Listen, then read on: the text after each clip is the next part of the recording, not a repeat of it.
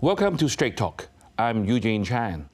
This evening, we are talking about one of our local icons, the Hong Kong Tramways, with Paul Tirvaudey, the Managing Director.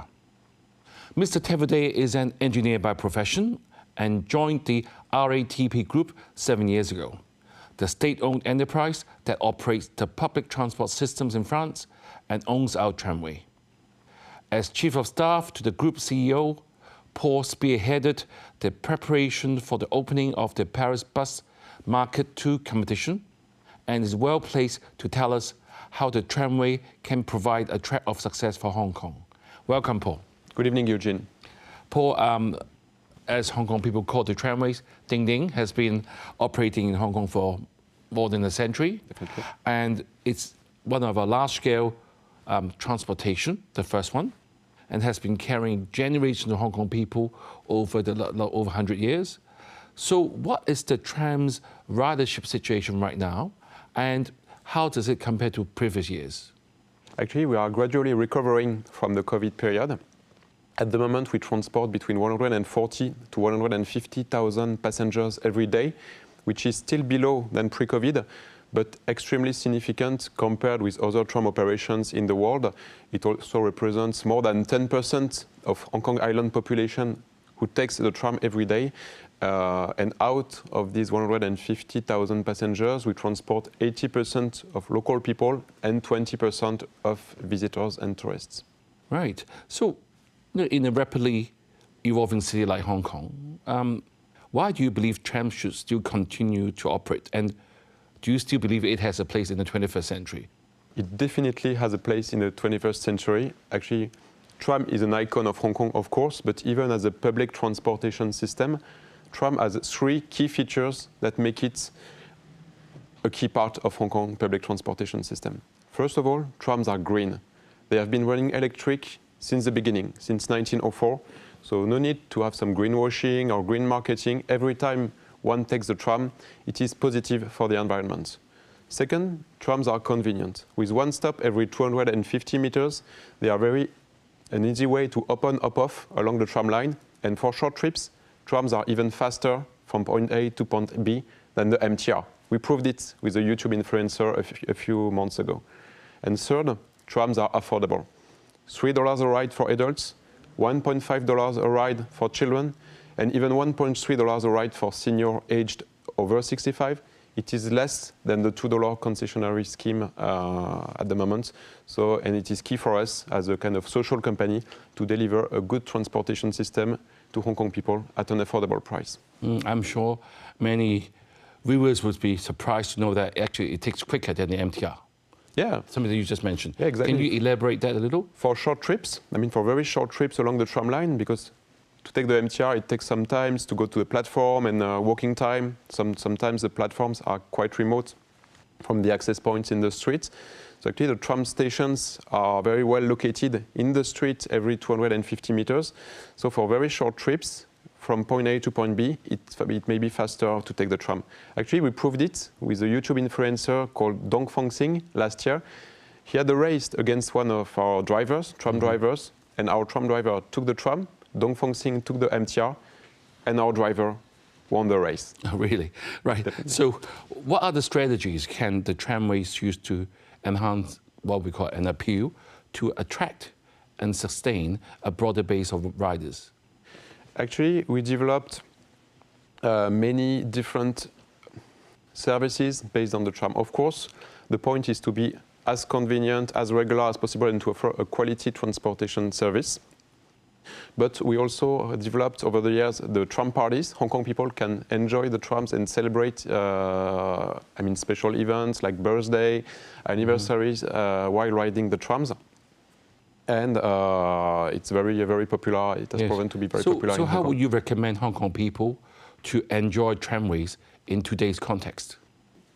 They can enjoy it, as I said, on a daily basis. They can take the tram and enjoy the views of Hong Kong, the sounds of Hong Kong, the smells of Hong Kong. For example, they can smell the dried seafood.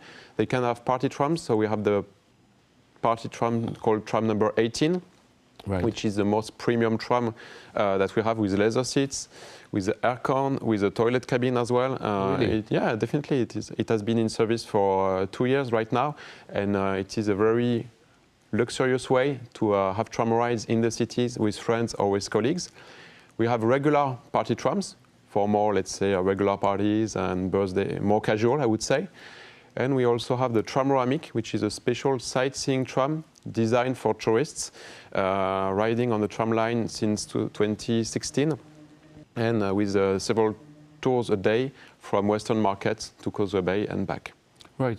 When you mentioned the word party tram, I'm sure many of us would have seen it on the island, Yeah. having parties on top. How many people can it carry, and how popular is it right now? They can carry, let's say, between 20 to 30 people, which makes it, I mean, a very right way to party. They are extremely popular. Actually, party trams are our only activity which performs better now than pre-COVID. I guess Hong Kong people are happy to celebrate together and to enjoy very cheerful moments with friends and families, and it proves very popular. Actually, party trams are booked several weeks, several months in advance. Really? So if you want to book a party tram, better to prepare for it early.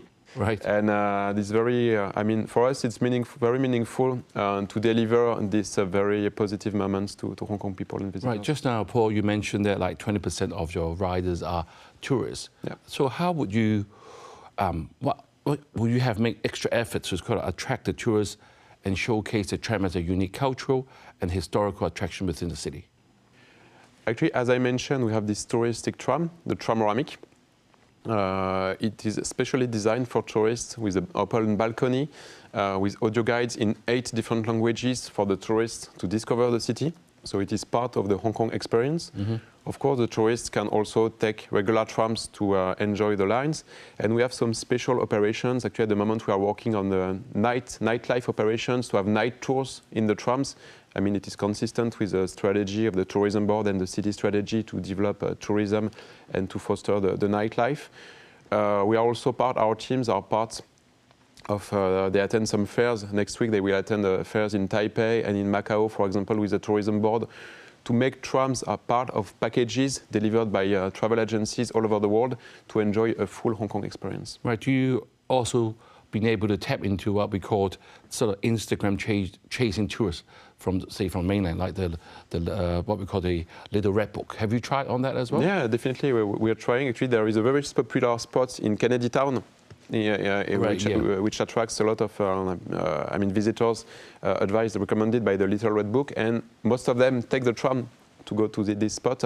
So we try to have this kind of Instagrammable spots, and to work with influencers as well, KOL from mainland China, right, to make trams as a popular destination for tourism from all over the world, and mainland China in particular. Yeah, and I was told that it will be the Tram 120th anniversary coming up. Any particular plans for this special event? Definitely. Actually, 120 is a very special number for us. Of course, 12 decades, 2 cycles in the Chinese calendar. Right. We have 120 tram stops. And really, our tram 120 is a very iconic tram. It is the only post-World War II tram that we have, and it is extremely popular for tram fans and tram experts. So 120 for us is a very important moment for the company. And we are preparing a celebration, because it will happen this summer in July, to make it a special moment for Hong Kong people as well, and to have the Hong Kong community to celebrate with us this special anniversary. So we are preparing, of course, an official ceremony. We will have a pop-up store in a mall alongside the tram line, and we are designing some collaborations with other Hong Kong icons to have some merchandising and exciting events to make it a cheerful moment for the whole Hong Kong community. Right, so it sounds like the tramways will definitely be a part of sort of a Hong Kong, reviving Hong Kong's connection to the world, isn't it? Exactly. Actually, we want to play our parts to the rebirth, I would say, of Hong Kong post-COVID, right, and to the development of Hong Kong. Definitely. Right. You know that in Hong Kong, our community, I mean, Hong Kong people are getting more involved with sort of daily lives in Hong Kong. I mean, how does the tram, I mean, your operation, get in connection with the people, the Hong Kong people? Do you get feedback from them? Yeah, definitely. We have, of course, a customer service, 24 hours a day customer service to get the feedbacks from our passengers.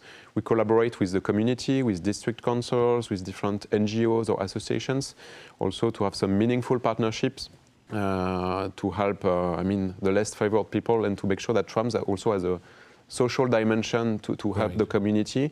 What is also very important for us is to share the tram heritage, to pass the tram heritage to the young generations, and to make them loving the trams as well. And that's why we set up a sister company of Hong Kong Tramways called Tram Plus, to deliver STEMs, so science, technology, engineering and mathematics courses to students and secondary school students, and through partnerships with the Hong Kong University for Science and Technologies, for example, or the MIT Innovation Node Hong Kong, using the trams as a way for the young generation to learn about STEMs. Well, thank you for engaging our youth as well. One last question before the break. What is your safety record? I mean, how safe is it? I mean, trams are very safe. For a public transportation operator, as I always tell my team, safety is a core priority. If we are not safe, it's useless to develop partnerships or commercial activities or whatever. Safety is first. We have a track record, a positive track record of safety. The accident trend has been decreasing over these years. We are working a lot, either on improving the technical system of the tram or on management and, let's say, disciplinary training actions to make sure that our drivers drive the people safely on the Hong Kong Island. All right, okay. Let's take a break now, but viewers, stay tuned. We will be right back for more insights into our tramway.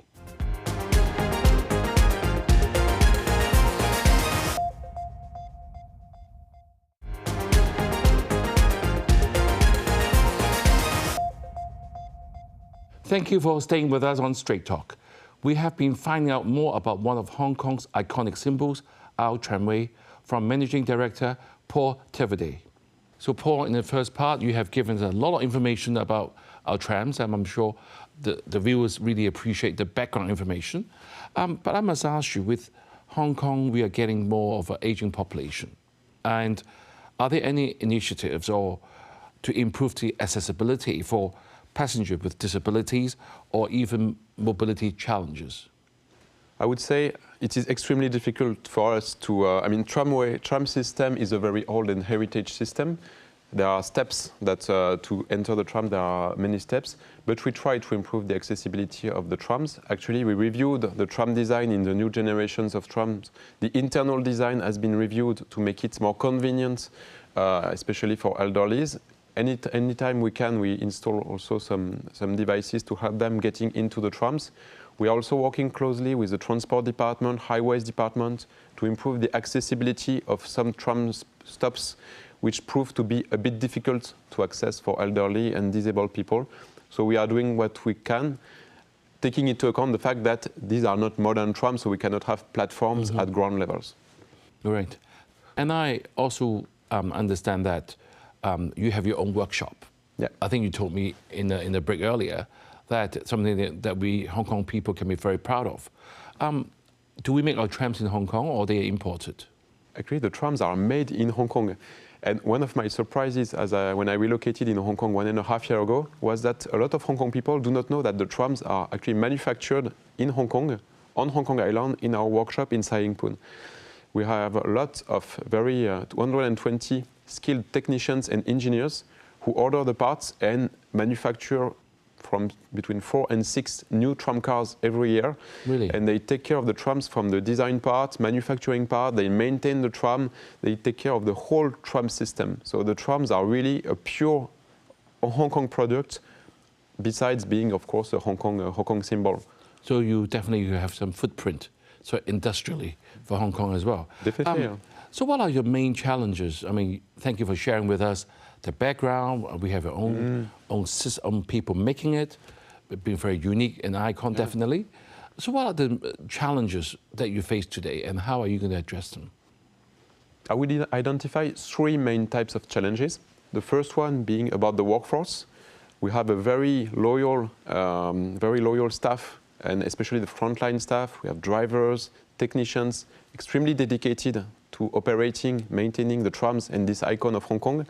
The question being how to renew when these people retire, how to renew our workforce hire young people, young generations, and making sure that they stay long enough in the company to also bring their contribution to the company. This is challenging in Hong Kong today, and all the public transport company and frontline staff, frontline companies meet this problem. Yeah, I mean, if you, the viewers that we had on Straight Talk knows that Hong Kong's government is trying to get more talents to come to Hong Kong, and I'm sure your industry will face exactly the same challenge as well. Yeah. So what do you do to attract young people to get into this industry?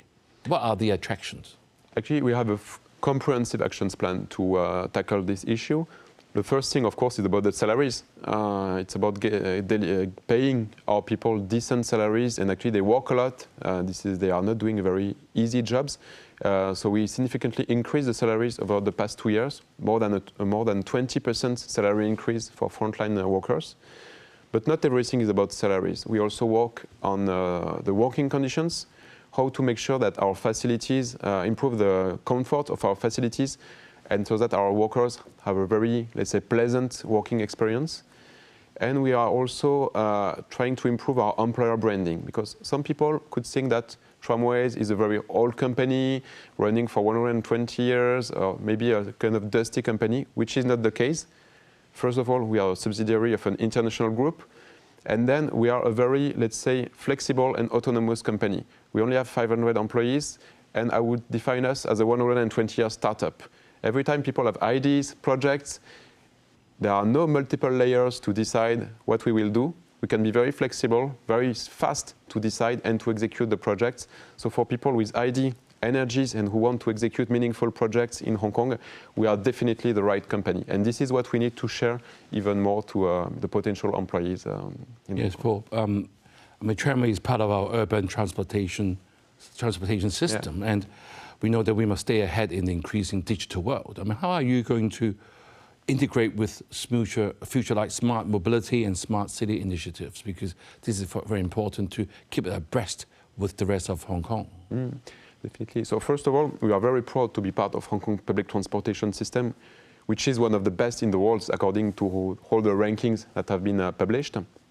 We are working on digitalizing the trams, further digitalizing the trams, making sure that, of course, we keep the appearance of trams as they are and as Hong Kong people and visitors love them, but introducing more technology in the trams. So, for example, we have a project called the Smart Ding Ding project to be able to locate in real time the trams, delivering better passenger information and better regulating the line.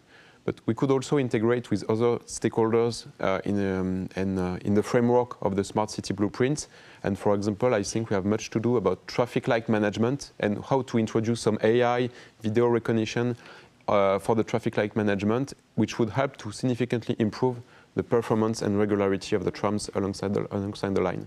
So there are some issues and topics I would be glad to work on with the Transport Department and all the stakeholders involved. Yeah. Well, have you ever considered expanding your services? Because at the moment, the tramways are basically on the northern part of the Hong Kong island. Yeah.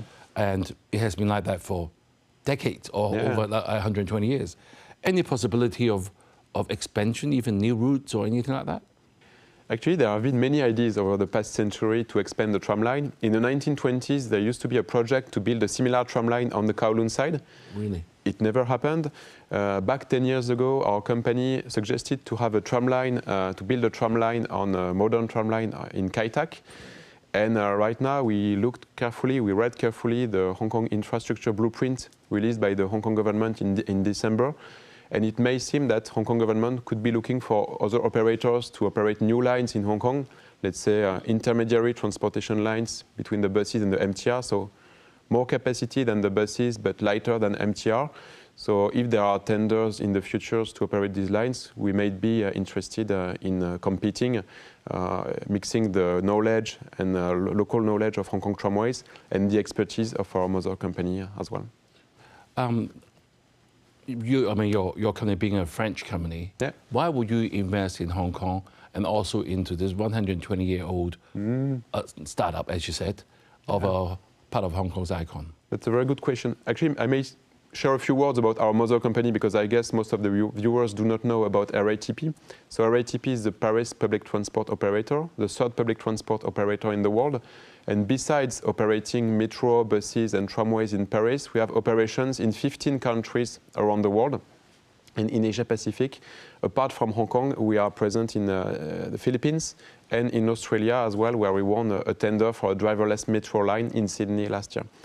So for us, it makes a lot of sense to be in Hong Kong. As I mentioned, Hong Kong is one of the best public transportation networks in the world. So being part of it is meaningful.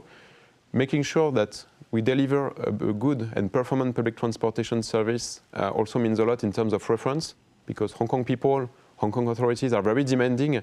So the fact that we match their expectations is also a proof for us that we are able to have high standards in terms of public transportation.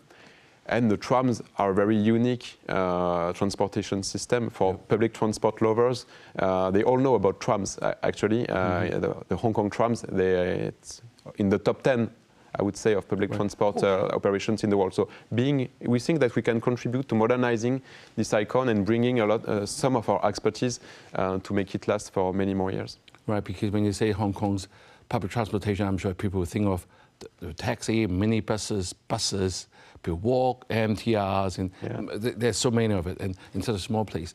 Is it profitable to run the tram business? Yeah, it's a very good question, and my shareholder is very, also careful about this.